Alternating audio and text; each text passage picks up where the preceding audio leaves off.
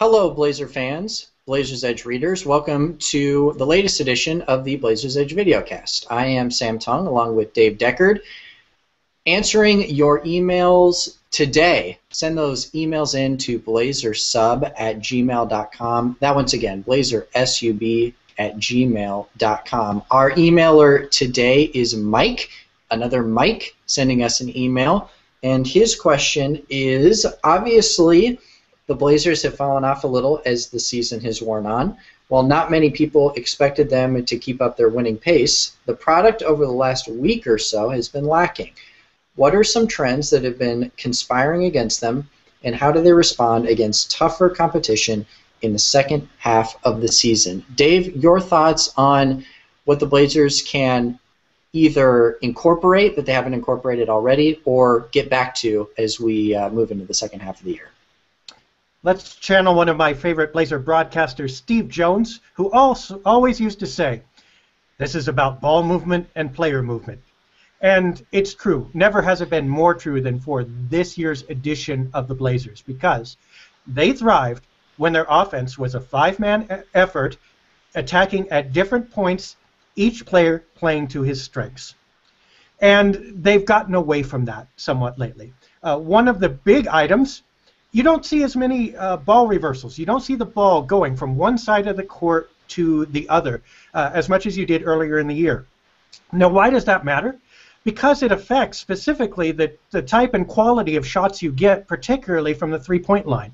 Earlier in the year, you would have Aldridge or Lillard or Batum on the strong side with the ball, and he would be able to whip it to the weak side because the defense was sagging toward the ball, and Wesley Matthews, or sometimes Batum was over there, or Damian Lillard, would have a wide-open three-pointer that the defense couldn't close on.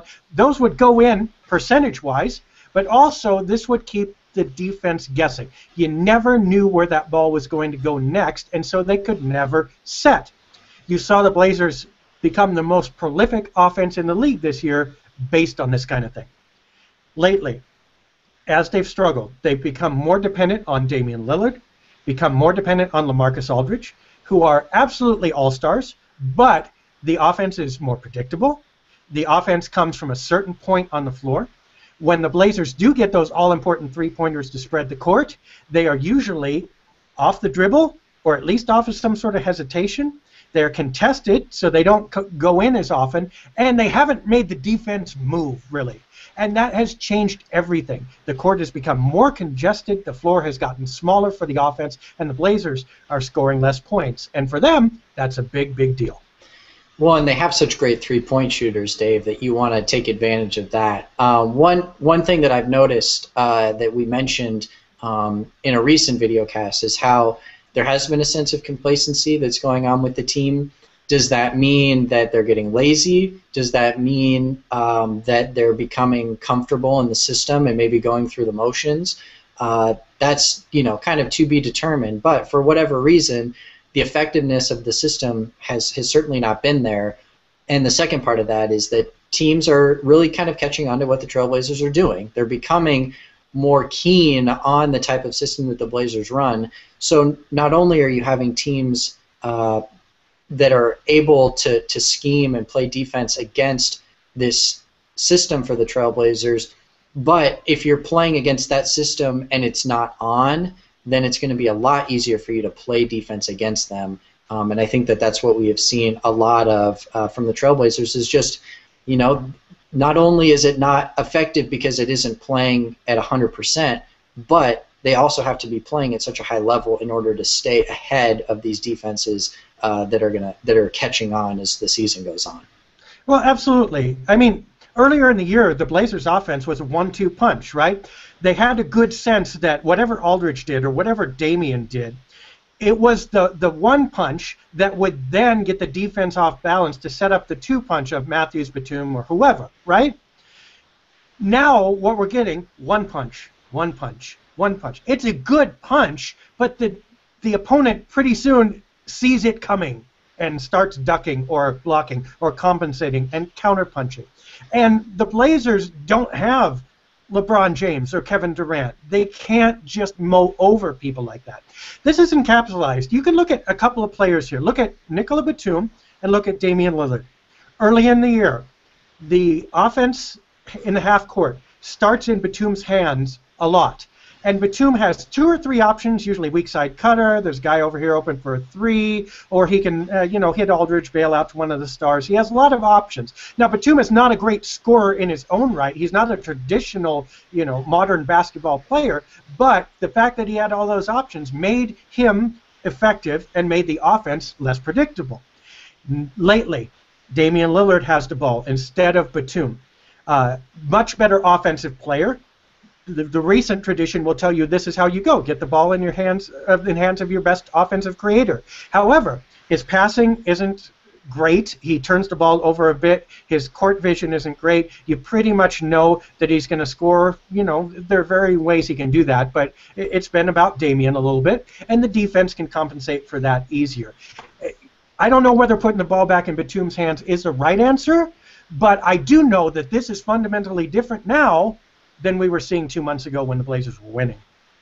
And we had also talked a little bit about the bench unit. I know that a lot of what we're talking about is both a starting unit problem and a bench unit problem. The comparable or the comp would be Damian Lillard has the ball in his hands a lot in the current setup of the Trailblazers, just like Mo Williams seems to have the ball in his hands a lot in the second unit. C.J. McCollum has been able to ease that a little bit just because he can be effective with the ball in his hands. But, Mo has the ball for the bulk of possessions, and when it becomes this isolation style of basketball, that's completely different than what the Trailblazers were playing at the beginning of the season. We've been joined by a guest in the Videocast. So, well, who's that? An unexpected celebrity. You'll have to forgive me, I must have left the door open. Yes, now Dave has been exposed as the crazy cat lady. Hello. So, what were we talking about? Yes, a great We were talking about your cat is what we were talking about. So, well, what you got to look at, and, maybe I'll just remove our little friend here. What we're really talking about, though, is not just that the ball should go to Lillard or Williams less, because both of them can be pretty effective. It's the space around them that's different. If you're not getting the ball reversal, if you're not getting the open floor from the made threes, then Lillard and Williams both are operating in traffic. Thomas Robinson, too, with his rebounds. How do you get space in order for these guys to be effective? It's the ball movement, it's the player movement, it's the offense that you can't predict. That's not happening, so these guys are all of a sudden looking less effective, and especially in Williams' case, shooting less effectively when it was a piece of cake earlier. Same thing is true on defense. The Blazers have relied on Robin Lopez. He has come through, but when one thing goes wrong with Robin Lopez's defense, for instance, a big who can shoot well and draws him out of the lane on the other end, then all of a sudden you see guys not covering for each other. You see the floor opening up for the opponent. And the Blazers have to get back to playing all 5 guys for each other instead of 5 individuals playing for themselves on both ends of the floor, and they need to rediscover what that looks like over and against the instinct to do it well yourself, to be the all-star, and to win the game all on your own. Our thanks again to Mike for sending in his email this week. blazersub@gmail.com is the place that you can send those emails. And I think that's going to do it for us on the Videocast. So for Dave Deckard, I am Sam Tung. Again, appreciate all of your emails. Keep sending them in. We will talk to you all soon.